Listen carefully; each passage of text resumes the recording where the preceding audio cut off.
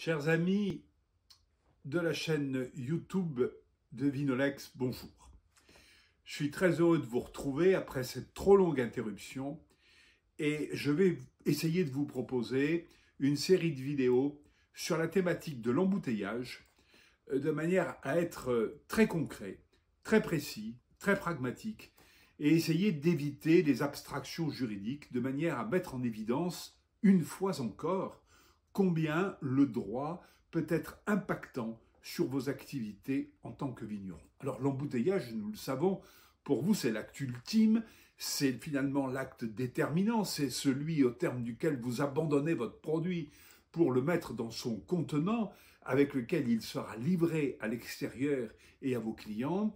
Et c'est donc un moment capital pour vous, auquel votre produit s'expose à des interventions extérieures qui ne sont en général pas les vôtres, parce que les hypothèses sont maintenant extrêmement rares dans lesquelles vous procédez à un embouteillage artisanal vous-même, dans lesquelles vous avez la possibilité d'avoir votre propre chaîne d'embouteillage, ce qui sera une hypothèse que nous allons quand même évoquer, ou les hypothèses dans lesquelles vous allez faire appel à des embouteilleurs, soit en amenant votre vin chez quelqu'un, soit en ayant le camion qui va venir dans votre exploitation, de manière à procéder à cet embouteillage.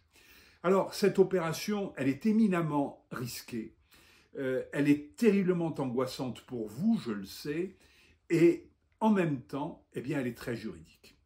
Et la question que je vous propose d'aborder dans cette première vidéo, c'est celle du cadre juridique et de ce que l'on appelle, dans notre jargon, la contractualisation, d'en déterminer les modalités et de voir combien celle-ci peut être ensuite impactante pour la suite. Alors là, le premier élément de la contractualisation, c'est un contrat. C'est le contrat. Comme M. Jourdain faisait de la prose, vous signez des contrats en permanence. Alors vous pouvez les signer de manière orale, vous pouvez les signer de manière écrite, tout est possible. Mais il faut savoir qu'à partir du moment où, selon les dispositions de l'article 1101 du Code civil, vous passez un accord au terme duquel deux parties, vous-même et un autre, vont définir des obligations réciproques, ou les modifier, ou les faire transférer, ou même les éteindre d'une manière ou d'une autre, vous allez signer un contrat soumis aux règles du droit contractuel français, puisque nous parlons d'exploitation en France. Donc, cette contractualisation, elle est essentielle.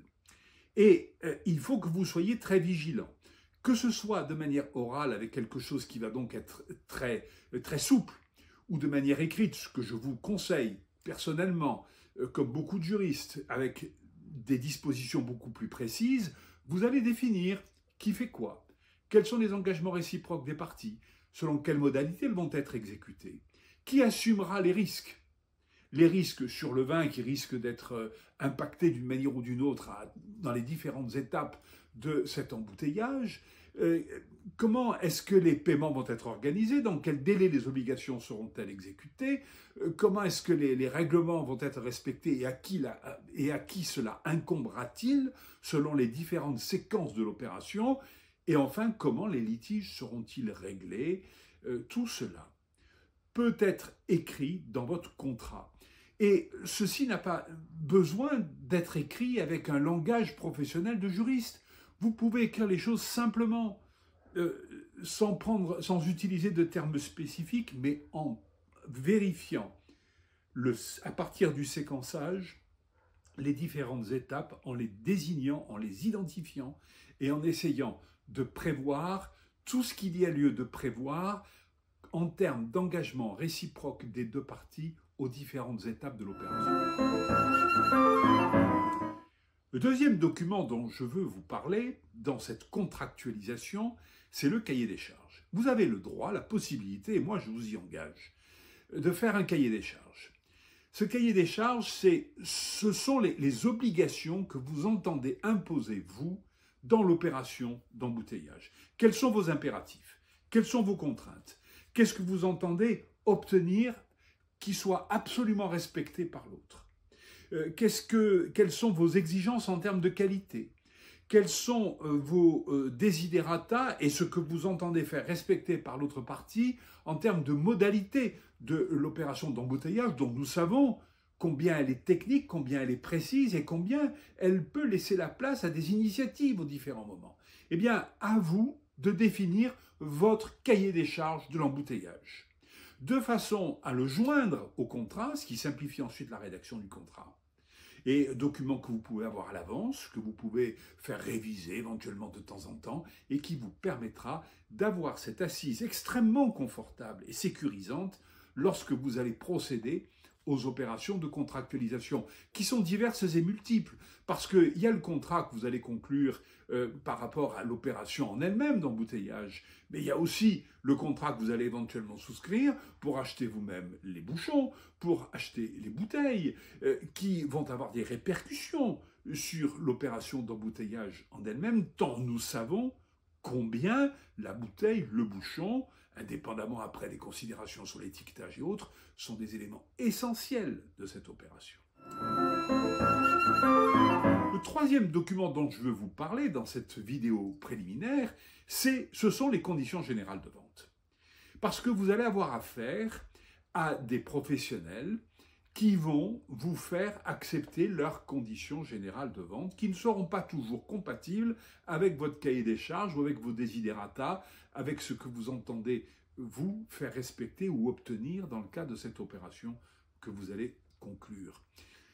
Eh bien, il ne faut pas croire que les conditions générales de vente, parce qu'elles sont stéréotypées, parce qu'elles sont préimprimées, parce qu'elles sont jointes à la facture, au verso de laquelle elles se trouvent de temps en temps, sont des documents que l'on ne peut pas faire modifier.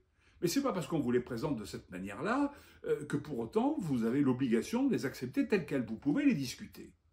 Et il faut dans certains cas les discuter en se posant la question de savoir ce qui, dans ces conditions générales de vente, est susceptible de contrarier ce que vous attendez, vous, de la part de votre co-contractant, à l'occasion de cette opération.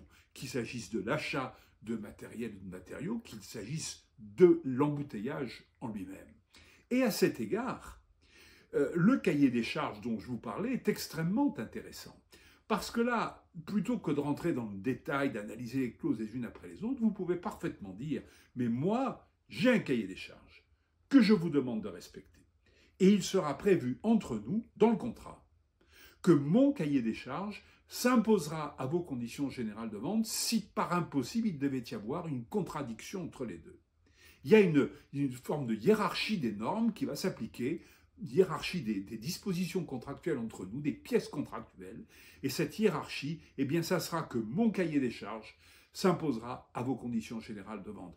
On peut aussi en discuter. On peut très bien dire, eh bien, on va aménager telle clause du cahier des charges, si vraiment il y en a une qui pose problème, de manière à renverser les rôles.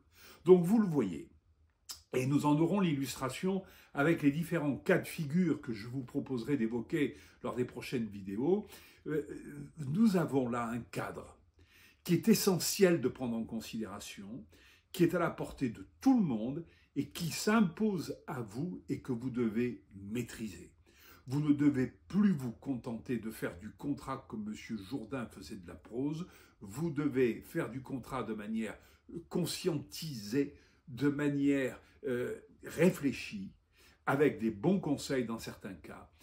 Et vous voyez bien que ce que je viens de vous dire déborde très largement le seul cadre de l'embouteillage et peut s'appliquer à différents cas de figure et dans différentes autres opérations. Voilà, à très bientôt pour l'illustration de ce que nous venons de voir.